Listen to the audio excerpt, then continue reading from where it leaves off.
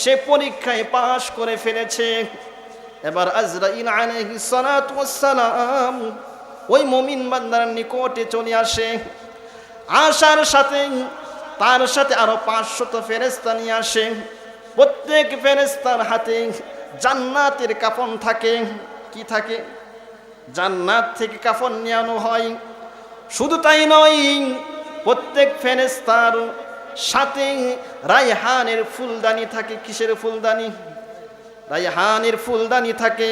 প্রত্যেক রায়হানের ফুলদানিতে 20 প্রকারের ফুল থাকে। কয় প্রকারের ফুল? 20 প্রকারের ফুল থাকে। আর প্রত্যেক ফুলের সুবাস গন্ধ হয় ভিন্ন ভিন্ন। সুবহানাল্লাহ বলে। শুধু তাই নয়, ওই বৎকার রূহ যখন কবজ করতে আসবে তখন তার সাথে একটা সুগন্ধি জড়ানো একটা সাদা রুমাল সাথে করে নিয়ে আসে। বন্ধু আমার, হযরতে আজরাইল আলাইহিস সালাতু ওয়াস সালাম ওই নেককার বান্দার মাথার কাছে বসে আর সমস্ত ফেরেশতারাই ঘিরে ফেলে। কি করে? সমস্ত ফেরেশতারাই ঘিরে ফেলে। এমন সময় হযরত আজরাইল আলাইহিস সালাতু ওয়াস সালাম মেশক জড়ানো ওই রুমালটাকে মুমিন বান্দার, নেককার বান্দার থুতনির নিচে রেখে দেয়। আর ওই মুমিন বান্দার সামনে বিভিন্ন জান্নাতের নাজ নিয়ামত তুলে ধরা হয়। ভিন্ন ভিন্ন নাজ নিয়ামত দেখানো হয়।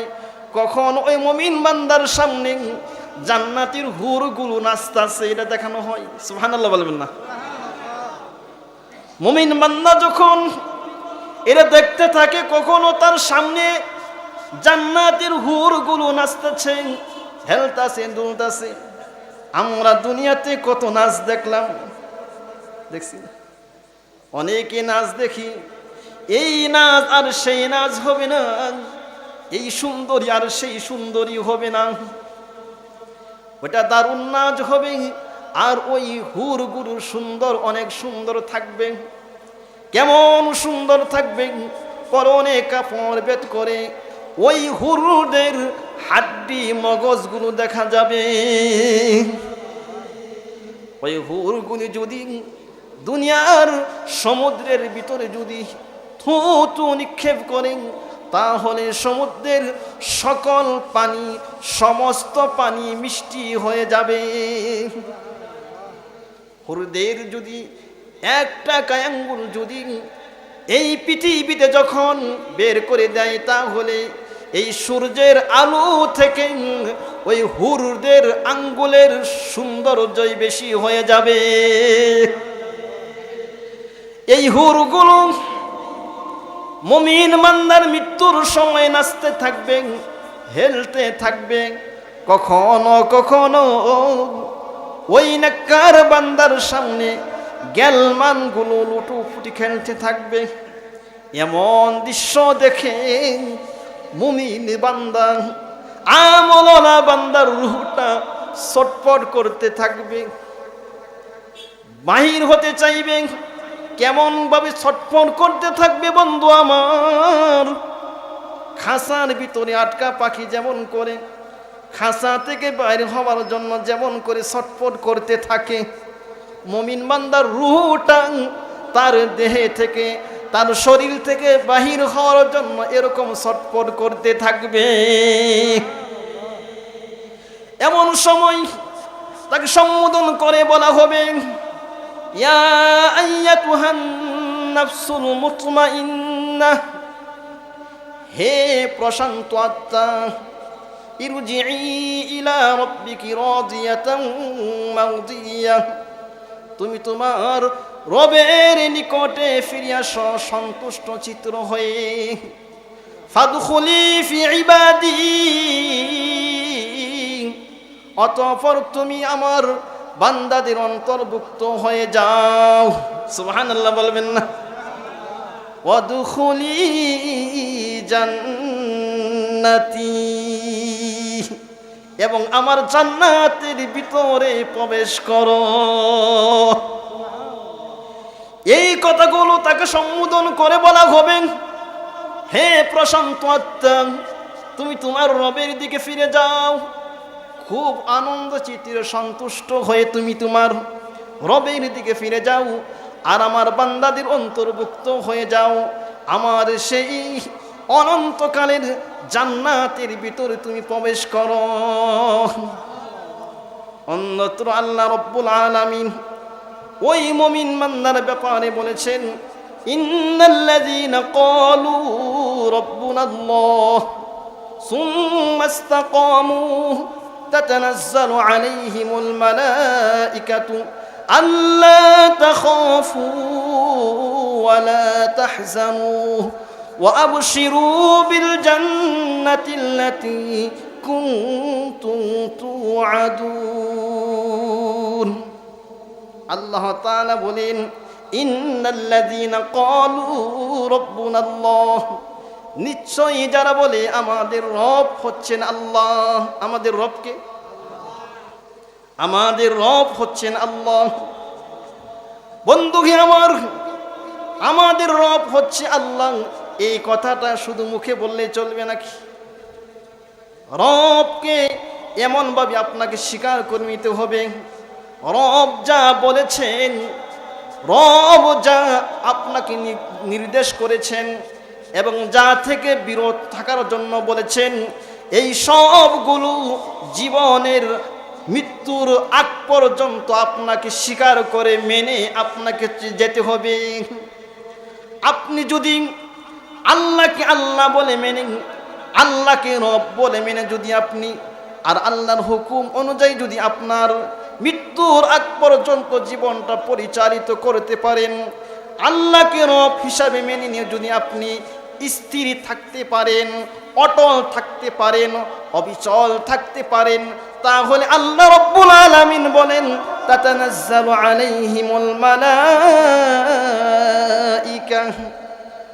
ওই মুমিন বান্দার নিকটে যখন তার মরণ আসবে, তখন তার নিকটে দলে দলে ফেরেশতা নাজিল হবে। কি হবে? দলে দলে ফেরেশতা নাজিল হয়ে যাবে। অন্য আয়াতে আল্লাহ রব্বুল আলামিন বলেন, এই ফেরেশতারা কি করবে জানোনি? ওদেরকে সালাম শোনাইবে, সালাম। তারা বলবে, তারা তাদেরকে সালাম দিবে, সালামের বাণী শোনাইবে। বন্ধু আমার, শুধু তাই নয়, তারা বলবেন, তাতানাজ্জালু আলাইহিমুল মালাঈকাতু আল্লা তাখাফু ওয়া লা তাহজানু, মুমিন বান্দাকে বলবে, তোমাদের কোনো ভয় নাই, তোমাদের কোনো চিন্তাও নাই। কিসের ভয় নাই? তোমার এই ভয় নাই পরকালে তোমার যে আগুনে জ্বলতে হবে, জাহান্নামে চলতে হবে, তোমার শাস্তি পেতে হবে, এই ভয় তোমার নাই। সুবহানাল্লাহ। তোমার কিসের চিন্তা নাই? এই চিন্তা নাই, দুনিয়াতে অর্থ রেখে গেলাম, দুনিয়াতে আমার ছোট্ট একটা সন্তান রেখে গেলাম, তাকে কে দেখাশোনা করবে, আমার স্ত্রীর কে দেখাশোনা করবে, এই চিন্তা থাকে কি না? বৃদ্ধ যারা হয়ে গেছে, তারা যদি সন্তান ছোট থাকে, অর্থ সম্পদ থাকে, বলে এগুলো কে দেখাশোনা করবে, এই চিন্তা থাকে।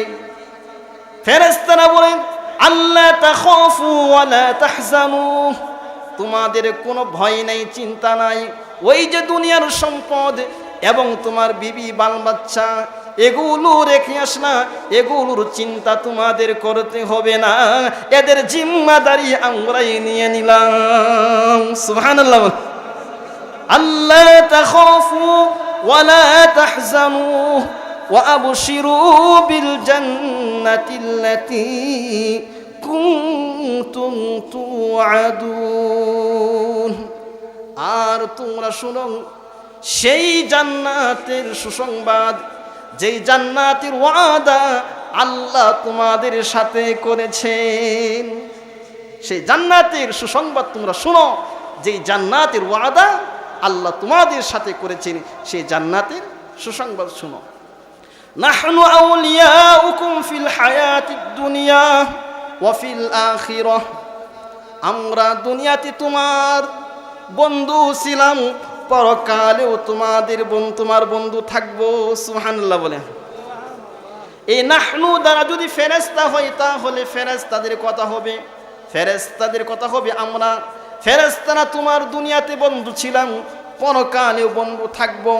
আর নাহনু দ্বারা যদি আল্লাহ তাআলা বোঝানো হয় তাহলে অর্থ হবে আমি আল্লাহ তোমাদের দুনিয়াতে বন্ধু ছিলাম, পরকালেও তোমাদের বন্ধু থাকবো। নাহনু আউলিয়াউকুম ফিল হায়াতিদ দুনিয়া ওয়া ফিল আখিরাহ ওয়া লাকুম ফিহা মা তাশতাহি আনফুসুকুম ওয়া লাকুম ফিহা মা তাদউন। এই জান্নাতের ভিতরে তোমাদের মন যা চাই তা তোমাদেরকে দেওয়া হবে, তোমাদের মন যা দাবি করে তাই তোমাদের পূরণ করা হবে। সুবহানাল্লাহ বলেন। মন যা চাই তাই তোমাদের কি করা হবে? পূরণ করা হবে। যা তোমাদের মন দাবি করে তাই তোমাদের কি করা হবে? পূরণ করা হবে। আপনার চাইতে হবে না, মুখ দিয়ে বলতে হবে না আল্লাহ এটা দাও সেটা দাও। মনে উদয় হয়েছে এটা দাও আল্লাহ, সাথে সাথে আল্লাহ রব্বুল আলামিন আপনার সেই মনের বাসনা আল্লাহ রব্বুল আলামিন পুরা করে দিবেন। সুবহানাল্লাহ।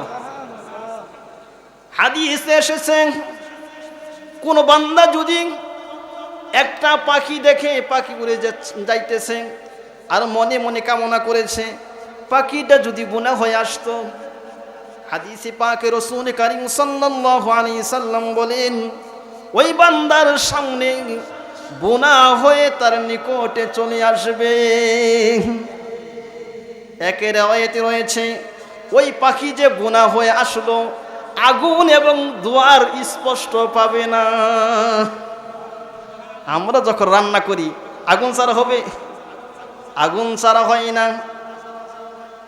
যখন আপনার মন চাই পাখি খাইতে, পাখি গুনাহ হয়ে আসবে, আগুনের দরকার পড়বে না। আল্লাহ এটাই বললেন তোমাদের মন যা চাই তাই তোমাদের কি করা হবে? পূর্ণ করা হবে। বন্ধু আমার, এই জান্নাত আমাদের কোন বিনিময়ে দিবে? দুইটা বিনিময়। একটা হচ্ছে আল্লাহ রব্বুল আলামিন ঈমানের সাথে আমল করতে হবে। ঈমানের সাথে কি করতে হবে? আপনি যদি ঈমানওয়ালা হয়ে যদি আপনি দুনিয়া থেকে চলে যান, পাপাচার করলে এক সময় জান্নাত পাবেন, কিন্তু সাথে সাথে পাবেন না। আল্লাহ পাক যদি দয়া করে মায়া করে হতে পারে, গুনাহ মাফ করে সাথে দিতে পারে, এটা আল্লাহ তাআলার ইহসান যদি হয়ে থাকে। কিন্তু আপনি ঈমানের সাথে আমল করেন তাহলে মরার সাথে সাথে আল্লাহ রব্বুল আলামিন আপনাকে জান্নাত দিয়ে দিবে। জান্নাত দিয়ে দিবে মানে কি? মরার সাথে সাথে আপনার জান্নাতের নাজ নিয়ামতের ব্যবস্থা আল্লাহ রব্বুল আলামিন কবরের ভিতরে রেখে দিবেন। সুবহানাল্লাহ বলে। জান্নাতের হাওয়া আপনার কবরে আসতে থাকবে, জান্নাতের পোশাক আপনার গায়ে দিয়ে দিবেন, কবরটাকে প্রশস্ত করে দিবে, আরামসে আপনি ঘুমাইতে থাকবেন। কি থাকবেন? আরামসে আপনি ঘুমাইতে থাকবেন। বন্ধু আমার কিসের বিনিময়ে আপনাকে জান্নাত দিবে? ঈমানের কারণে। যদি আপনার এই ঈমান নিয়ে যদি আপনি যেতে পারেন আল্লাহ রব্বুল আলামিন আপনাকে জান্নাত দিবেন। কিন্তু ঈমান কতক্ষণ পর্যন্ত থাকতে হবে? যতক্ষণ পর্যন্ত আমার দেহের ভিতরে প্রাণ রয়েছে, মৃত্যুর আগ পর্যন্ত ঈমানের উপরে অটল অবিচল থাকতে হবে। যদি ঈমানের সামনে যদি আমার নেতা আছে, নেতা, তাহলে নেতার পিছনে ছুটবো না, ঈমানের সাথে থাকবো। কার সাথে থাকবো? না নেতার বই ঈমান ছেড়ে দিব। যখন নেতার মোকাবেলায় ঈমান আসবে নেতাকে মানা যাবে না। ঈমানের মোকাবেলায় যখন সন্তান আসবে সন্তানের সাথে সম্পর্ক রাখা যাবে না। ঈমানের মোকাবেলায় যদি স্বামী আসে তাহলে স্বামীর সাথেও কি রাখা যাবে না? সম্পর্ক রাখা যাবে না। বন্ধু আমার, হযরতে আসিয়া নাম শুনছেননি? তিনি যখন ঈমান আনলেন, ঈমানের আনার কারণে ফেরাউন তাকে অনেক অত্যাচার করেছেন, কিন্তু তথাপিও তিনি কি করেন নাই? ঈমান থেকে দূরে সরে যান নাই। ইচ্ছা করলে হযরতে আসিয়া বিশাল আলিশান প্রাসাদের ভিতরে থাকতে পারতেন কিনা? কথা বলেন। তিনি কিন্তু সেই সুখ এবং শান্তি সকল কিছু বিসর্জন দিয়েছেন কিসের কারণে? ঈমানের কারণে। আল্লাহ রাব্বুল আলামিন সেই আসিয়ার দোয়া এমনভাবে কবুল করেছেন, আল্লাহ রাব্বুল আলামিন দুনিয়াতে তাকে জীবিত নিয়েছেন। সুবহানাল্লাহ বলে। তাহলে আমাদের মরণটা যেন ভালো হয়, এই জন্য আমাদের দুইটি কাজ করতে হবে। এক নাম্বার হচ্ছে ঈমানের সাথে আমল করে আমাদের কি করতে হবে? এই দুনিয়া থেকে আমাদের বিদায় নিতে হবে।